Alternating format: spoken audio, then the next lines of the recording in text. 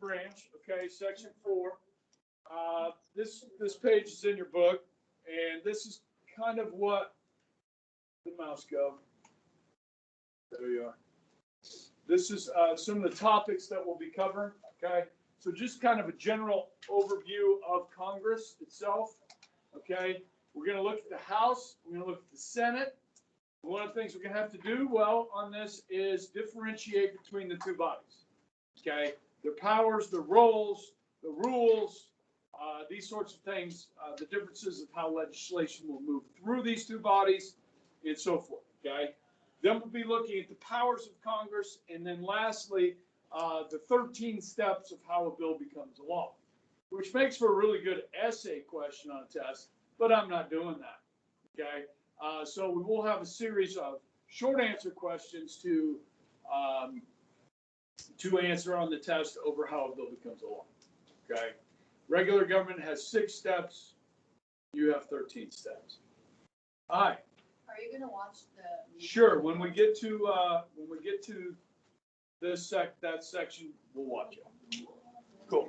Yeah, I showed actually doing this with my regular government class now. Showed that this morning, first hour, and quite a few of them hadn't seen it before. They've never what? But then quite a few of them never heard of Metallica either. So I don't know. What is our not on I don't know. They're sheltered children. Okay.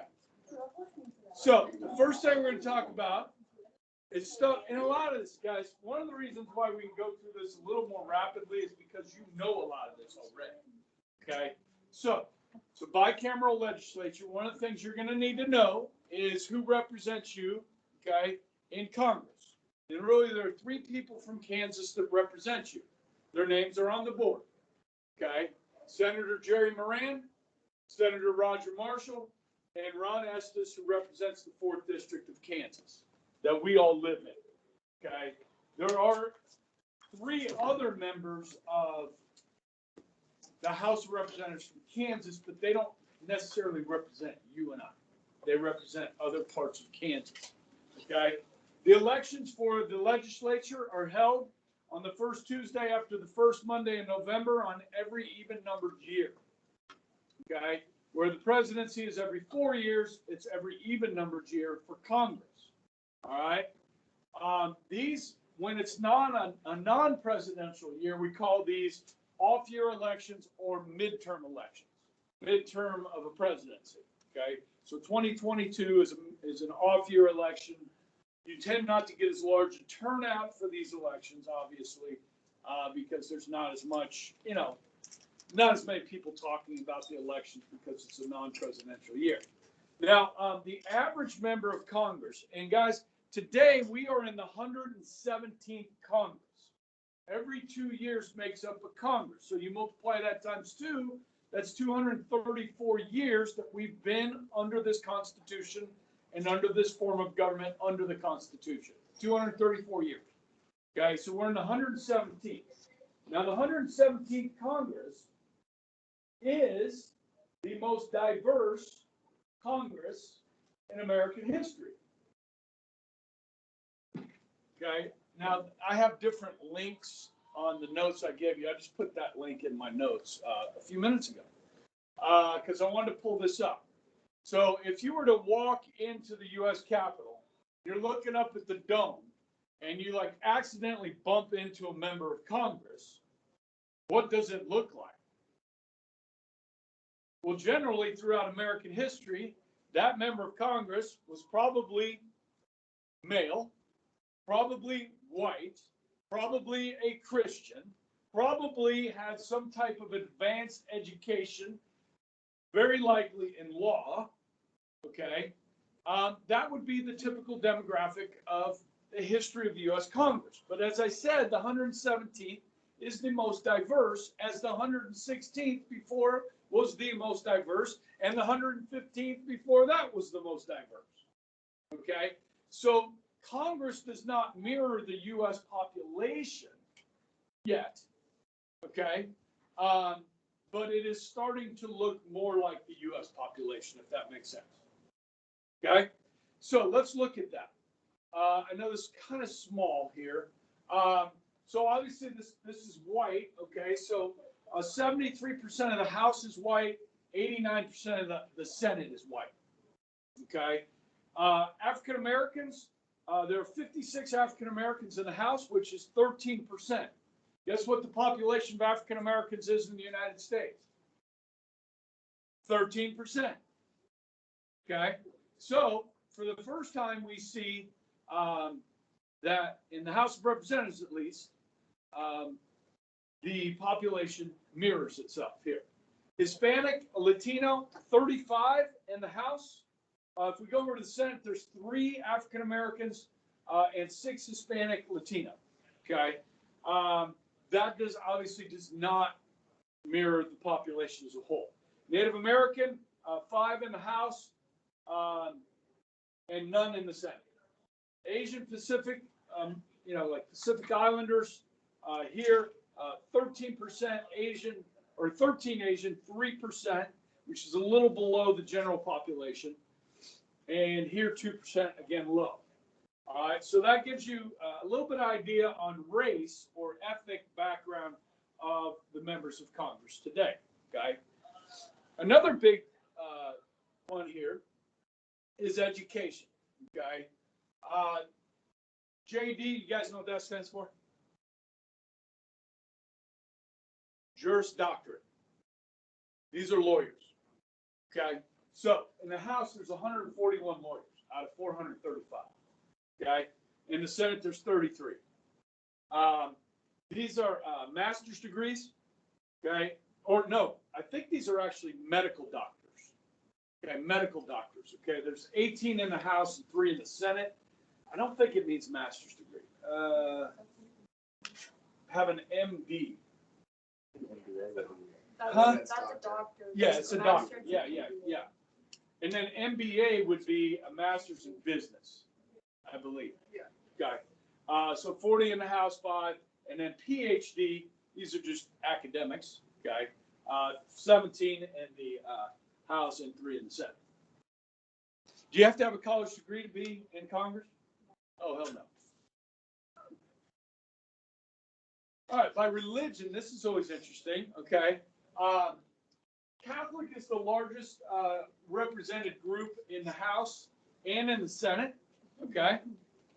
All right, now, if you add up all the Protestants, you're probably going to catch the Catholics and surpass them, okay? So you could add up the Baptist, Methodist, Christian, Episcopalian, not as Protestant as most. Presbyterian, Lutheran, okay, Christian non-denominational, Protestant unspecified, evangelical, which is Protestant, and then you can stop there, okay? So you add up all those, you might get close to 122. 23 Catholics in the Senate, okay? These Baptists include Southern Baptists as well, okay? We do have 3 Muslims, 3 Hindus, 4 Greek Orthodox, African Methodist Episcopal, 4 Mormons in the House, 3 in the Senate. So really, in the Senate, Mormons are overrepresented, and then you can see Jews here, 9 in the Senate, and that is overrepresented of the population, Jews, because we don't have 9% of the population is Jewish. Okay, so that's pretty interesting to look at. Okay. And then there's a section here on women, okay? And this is the most women we've ever had in Congress, okay? So there's 142 in both chambers, 535, there's 142. In the House, there's 118 women. In the Senate, 24. So anytime we talk about Senate, it's a full percentage, 24% is 24, right? It's 100, okay? So women comprise 51% of the population. Yes? Now, are there not as many women in Congress because men are male chauvinist pigs and won't vote for a woman? No, of course not. Okay?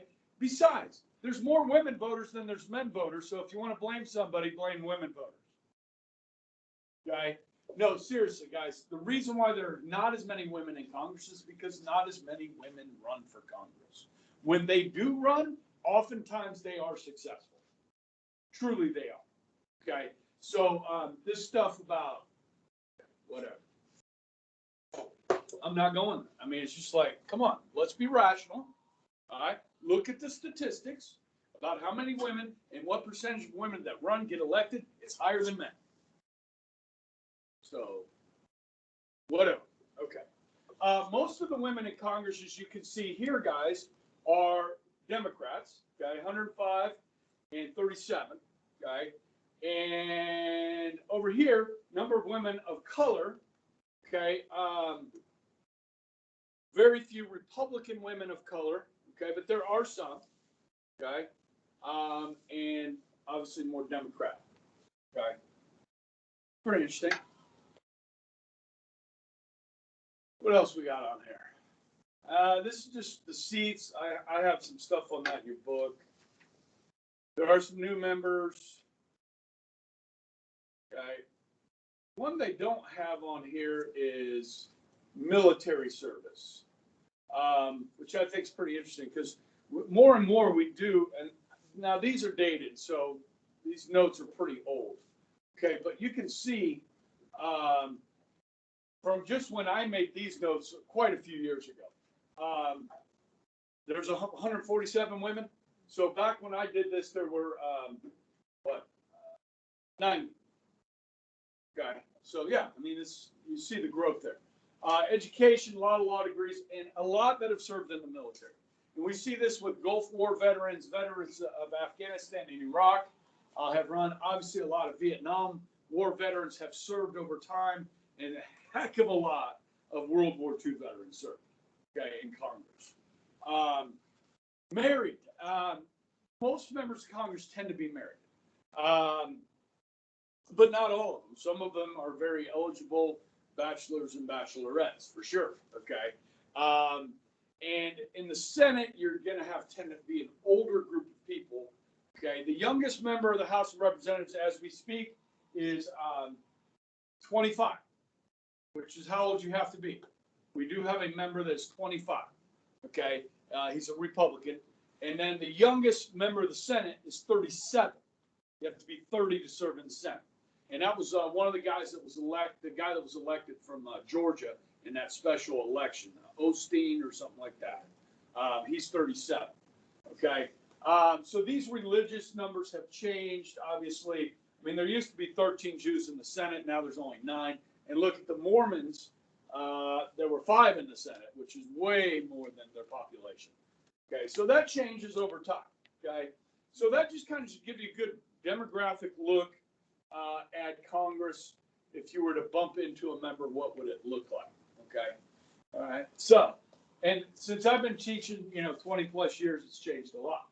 Okay. And that's probably for the good. I mean, we want people to feel represented, for Congress to look like the country and so forth.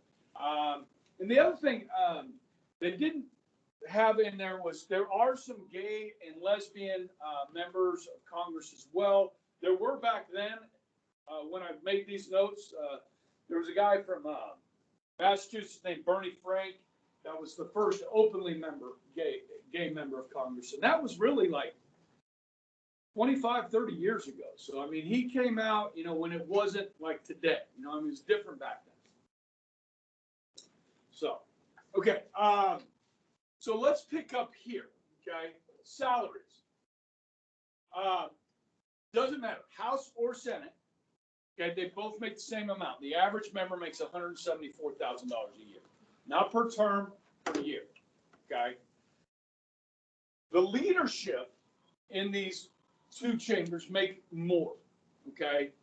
So we're going to become familiar with names like majority leader, minority leader, whips. We'll talk about whips, and then at the very top of the House, you have the Speaker of the House.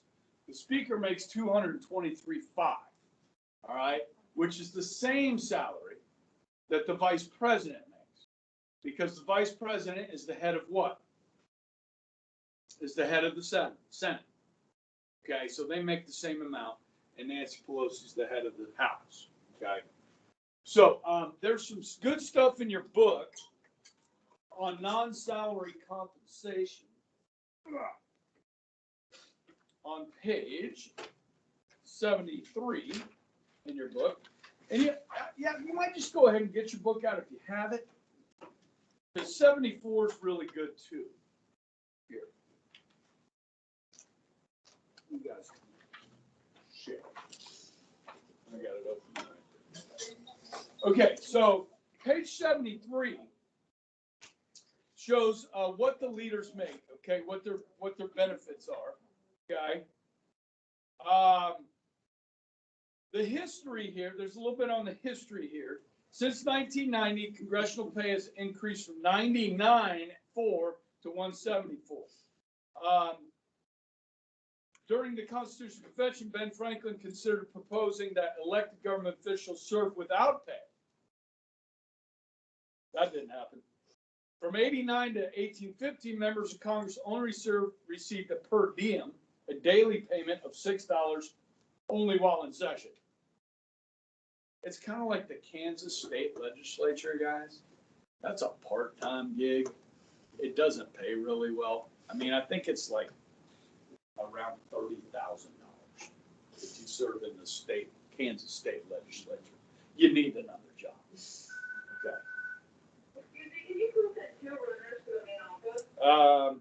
Cost of living increases can be put in on these salaries.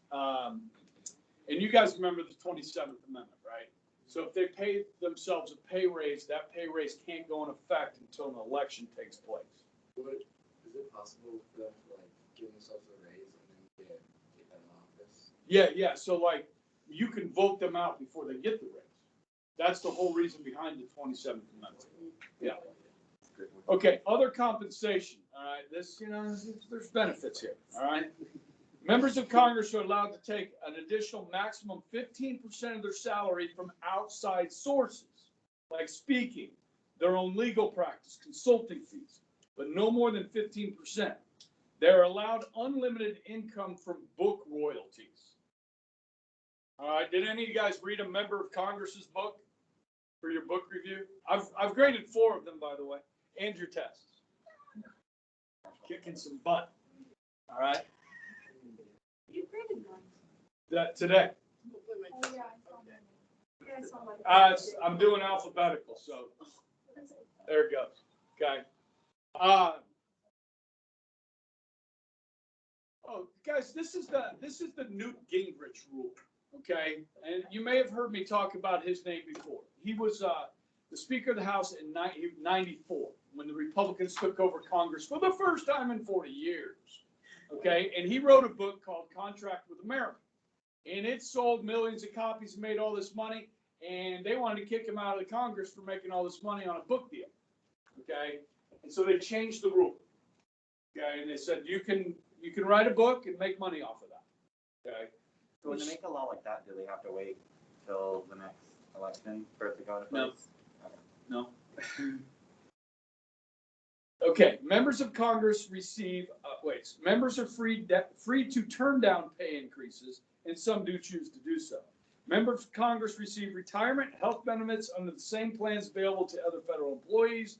They become vested after 5 years of full participation.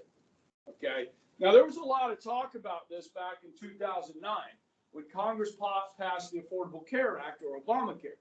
But a lot of people were saying, okay, you like this so much, let's make members of Congress buy through the government health care program. Give up what you got and take what you put on the rest of the people. Yeah, they're going to do that, right? Yeah. They become vested after 5 years of full participation. So they get a pension, okay, if they're in Congress for 5 years. So they'll get a pension for the rest of your life. How many of your staff serve in the military to get your pension? 20. Congress, 5. Public school teacher to be fully vested, usually about 35 to 40 years. Congress, 5. They make their own rules. Okay. All right. Members of Congress contribute a whole 1.3% of their salary to their retirement plan, and then pay 6.2% of salary in Social Security. That's what we do. Okay. Now, if you're a Kansas teacher, you're going to pay more than 1.3% of your check towards your pension. Okay? And that's good, because that means there will be money when teachers retire. If they only put in 1.3%, we'd run out of money. You know what I mean? And you can thank Governor Brownback for that. Because, guys, there's a whole bunch of states in this union. There's about $1.2 trillion of unfunded pension liability in this country that states and cities owe to the retirees, or will owe to the retirees. Okay? Most states are not very good shape on this. Like California and Illinois are likely to go bankrupt at some point because they owe so much money to the retirees. Kansas is in better shape, okay, because of Brownback. Now, you could not find one positive word in the Wichita Eagle for all the years that Brownback was governor, okay? And the teachers certainly were pissed off at him for making them put more of their money towards their pension. They'll thank him later when they get that pension, because the money will be there. You got to be responsible, okay? All right, sorry, I got off on that a little bit. Tax deduction to keep 2 residences? Yeah, you got to take care of the constituents back home, right? You got to be able to travel home and have somewhere to stay in Washington, yeah? Free parking at the Capitol, free plants for offices. There are 2 gyms and 3 restaurants, but they have to pay for those. Okay? But like only Congress can go to them. Sure. Oh my God. They have their own country club. Pretty much. Free plans. Free plans. Oh, and I don't have it on here, guys, but free office supplies. Well, you know, that's one of the perks of working here. If I need a new stapler, I just emailed Debbie Beaker, say, hey, I need some staples, I need some Post-it notes, I need some black markers for my whiteboard, and it shows up in my box for free. Those are the highlights.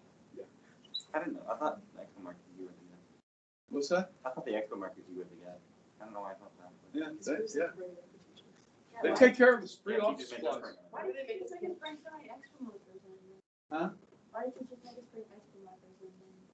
Why do They're we? lazy. They want the fun colored ones. Oh, I mean, I just get a box and then I go through them and I get another box. I mean, I go through them, I use them. Yeah. You throw away like 4 this year. I've used at least 10 this year. Yeah. Well, some of them dry out and they, you know, the quality's not very good. All right, here's some benefits that help them get re-elected. You guys know what an incumbent is? The incumbent is somebody that holds office, is running for re-election. The person that's going up against them is the challenger. You have the incumbent versus challenger. So these things help the incumbent. Franking privilege, which means they can send mail to their constituents. You and I are constituents. People that members of Congress represent are constituents, okay? I think you've probably heard that somewhere before. All right, so we are all constituents of Ron Estes, Jerry Moran, Roger Marshall, Governor Laura Kelly, and the President of the United States, Joe Biden. Okay, we're all constituents of them. All right, now, so free mail. Now, guys, there's about 780,000 people that live in the 4th District. Estes can't send campaign material, but what he can send is all the things that he's been doing in Congress for free.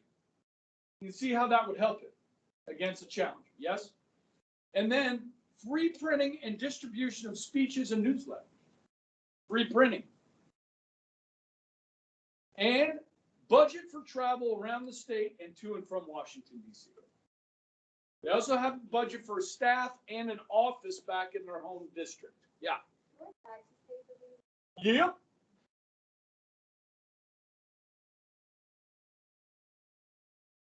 Now, personal staff, they have to pay themselves. Okay, but they're allowed to hire, I mean, they are allowed to hire like, you know, a secretary or administrative assistant. That's covered by the taxpayer. But if you have like a personal political staffer, you have to pay them yourself. Okay. Okay. So there's some of your salaries and benefits. So let's look at the timeline. Okay, now we just saw this, a few months ago. What are we in? What is it, April? Okay, so we saw this back in January, all right, just a few months ago. So the session, Congress convenes on January 3rd of odd-numbered years. You know the president takes office on January 20th of odd-numbered years. Yes, every 4 years. This is every 2 years, okay? So first thing they do is they have to elect the leadership of the two parties, okay, in the two houses. All right, so they will have caucus before January 3rd, okay, and elect. So caucus is a meeting. They will meet before the 3rd and then choose who they're going to elect, okay, as the leadership. So page 74. That's an old book. Okay, I got them up here. All right, so at the top you got the Senate, yes? Okay, at the very top you have the Senate President pro tempore.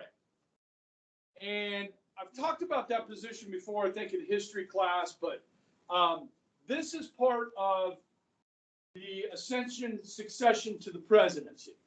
Okay, you have the president, the vice president, speaker of the House, Senate President pro tempore. Patrick Leahy? Okay, Patrick Leahy is the longest serving member of the Democratic Party in the Senate. Okay, he's been there the longest. This is a ceremonial role. It has not come with a lot of power in the Senate. Okay, where the real power is in the Senate is with Chuck. Chuck is the Senate Majority Leader. Almost nothing happens in the Senate unless Chuck wants it to. Okay? I will not share my opinions of Chuck.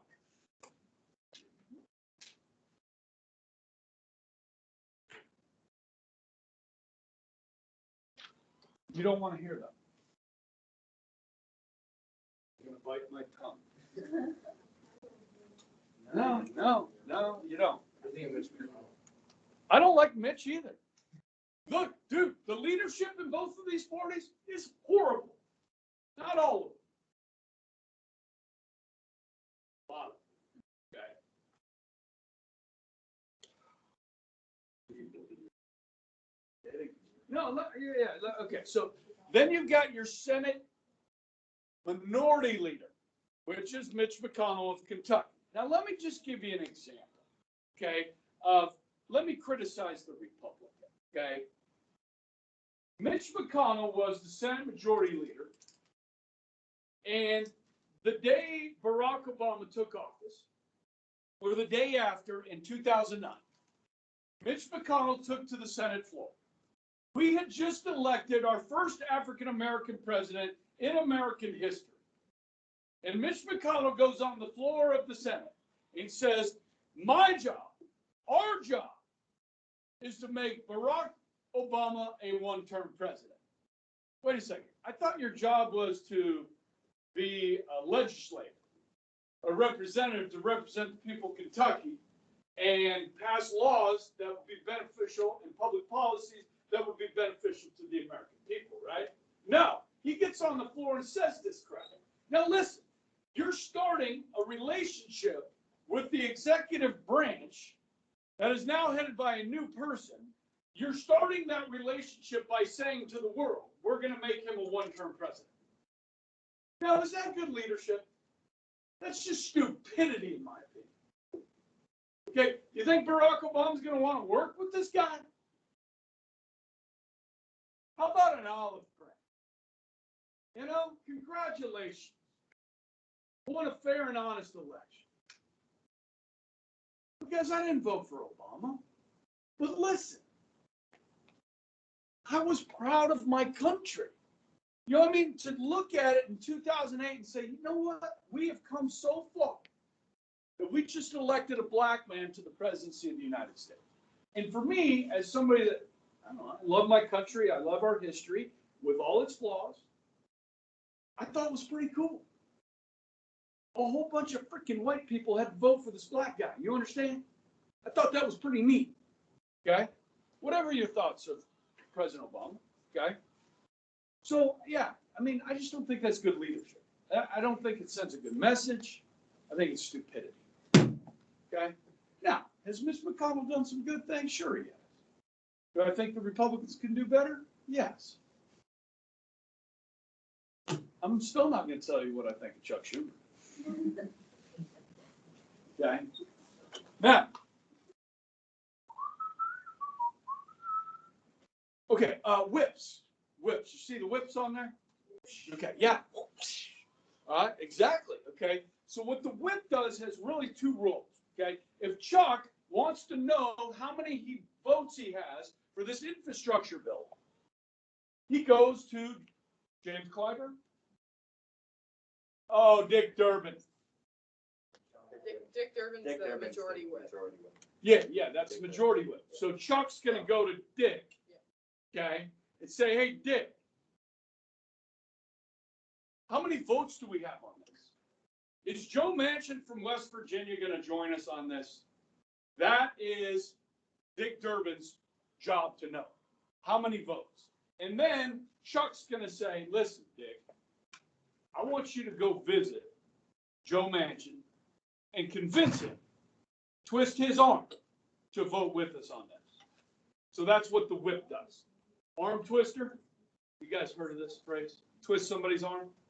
Okay, that's what he does, and he's a vote counter. Okay, that's probably a bigger role in the House because there's so many members, right? So you guys like herding cattle, trying to get your party to vote with the leadership. Okay, and that's what whips do. All right, but they are like third most powerful members of their chamber. Okay, Dick Durbin, he's a peach. Jeez.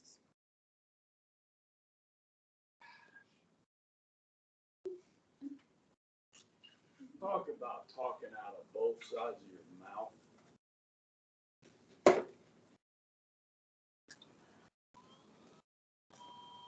Creatures, man. Creatures of the swamp.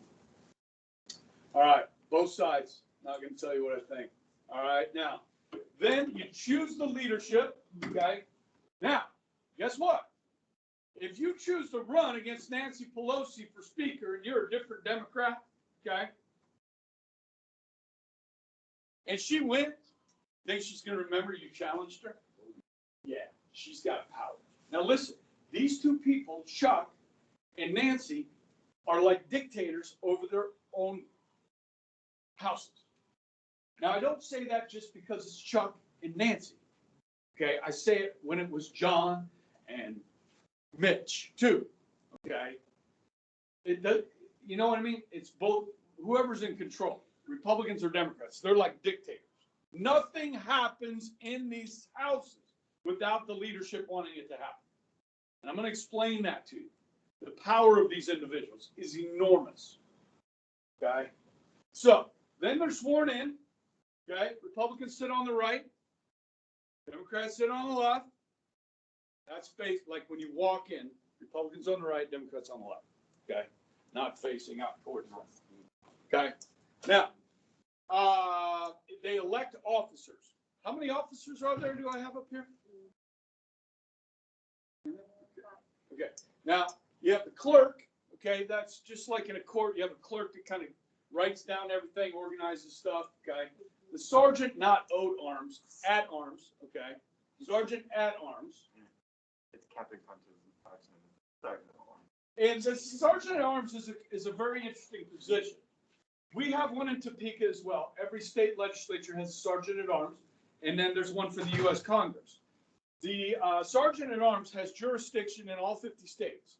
The sergeant at arms in Topeka only has jurisdiction within the state of Kansas. I'll talk about that position a little bit later. Okay, I'll go into more detail. It is somewhat of a law enforcement job. Okay, doorkeeper. Now, members of Congress get a little pin that shows that they belong there. So they will wear this on their lapel coming and going into the chambers. If they don't have their pin, they don't get in because the doorkeeper won't let them in. Okay, that's the doorkeeper's job. He's a bouncer. Very good. Okay. So people ever lost their lapel? I feel like I would. Sure, I'm sure they have. It's like, you have to order it. It's probably, go see Mr. Shockman and get a new one, Oh, right? Like your ID. Yeah. You probably have to go see the sergeant at arms. Like, where's that thing, man? Somebody's got that,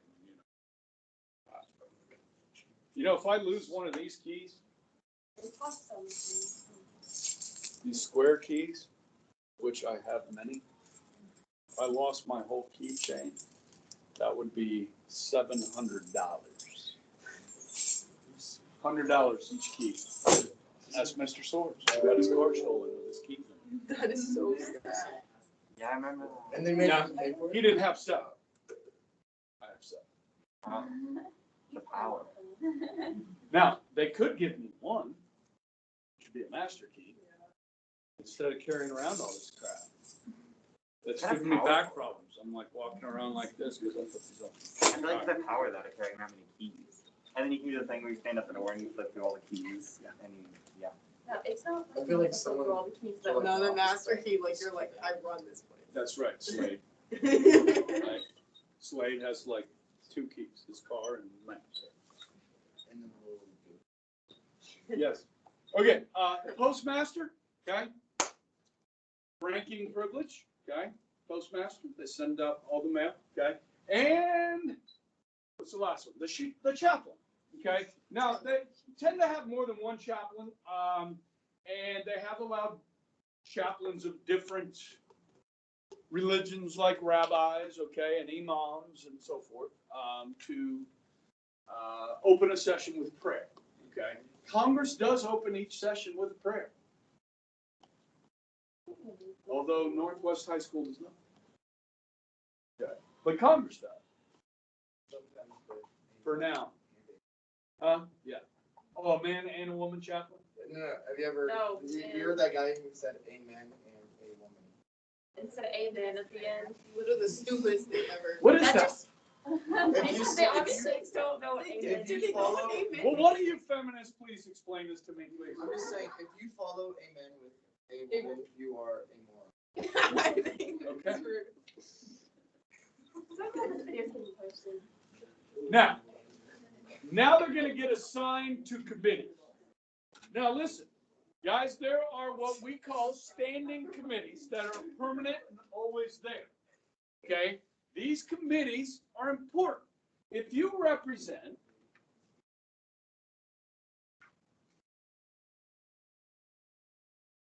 okay, that's Kansas. Getting better. What's the color got it? All right, I'm gonna fix it. Aw. Okay, there's Kansas. Okay, Okay. we're chill. 1, 4, 3, 2, 3. Okay? It's roughly about 780,000 people in each one of these districts. Okay? Now, if you represent the big one, what committee should you be on in Congress? Agriculture. Bam! The Agriculture Committee. Yes? Right? Now, what if the speaker doesn't like you? Now, the good thing is, the person that represents this one is a Republican, right? So Nancy Pelosi does not put this person on committee. Kevin McCarthy does, who's the House Minority Leader. Okay, he's the leader of the Republicans in the House. Okay, so you got to be in good with Kevin McCarthy, not Nancy Pelosi. Does that make sense? Okay, and so our representative Estes, he's on the Ways and Means Committee. Okay, there's a list of committees in your book on page.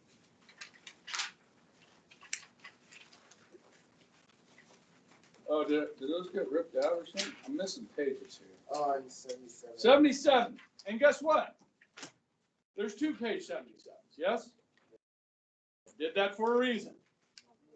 Whoa. Okay? One has an X through it, one doesn't.